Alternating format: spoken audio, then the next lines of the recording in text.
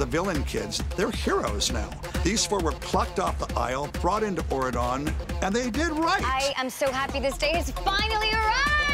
In the first film, they were kind of like bad with the intentions of hurting the good people. In the second film, they think maybe we're only good. And in the third film, it's like, no, you can be everything. We are no longer ashamed of where we come from. We're back in their neighborhood, waking up the aisle and bringing the good news. We're basically telling all the villain kids we all are gonna be able to get our chance now. So that's sort of where we start out. Come on.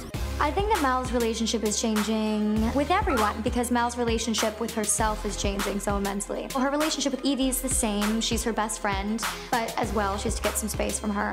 She has to get space from Jay and Carlos and basically become the person who she was meant to be. For 16 years, I had nothing. Since you last saw Jay, he really, I think, has found his place and found his meaning of what he wants to do and who he is as a person. He's becoming a man. Being Carlos again is a fun time. He's sort of a guy that you really root for. He's a likable kid, and, you know, being a likable kid is fun. One of my favorite parts about Evie is her generosity and how big her heart is now. Everything she does is kind of guided by that, and you really get to see that in D3.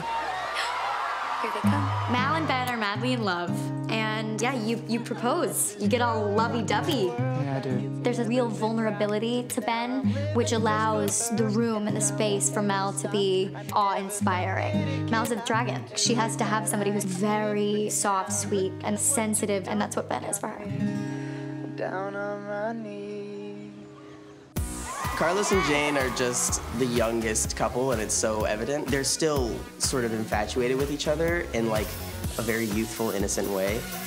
And it's awesome because Mal and Ben have this sort of sophisticated relationship, and Carlos is still like stressing about Jane's birthday, like, oh, I hope I get her something good for her birthday. So it's a fun relationship, and you definitely root for them. It's fine. You know what? I can remake it. It's cool. It's fine. So as we know, Evie and Doug have been very close since the first movie, but, you know, they're in that moment in a relationship where you don't know if the other person loves you. Like, does he love me? Does he love me not? You really see her become the teenager that she is and have the breakdown that we all have when we were in love for the first time.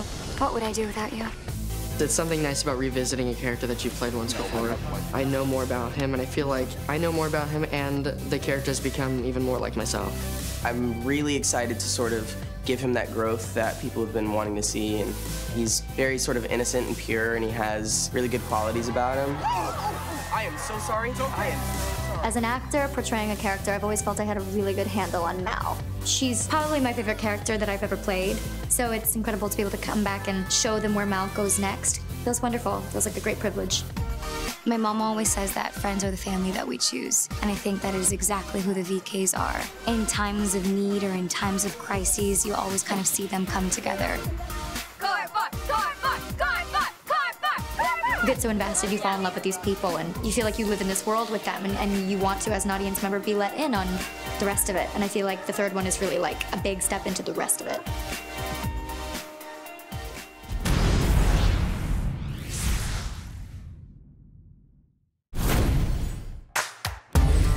Hasonló tartalmakért iratkozz fel, és nézd a Disney csatornát!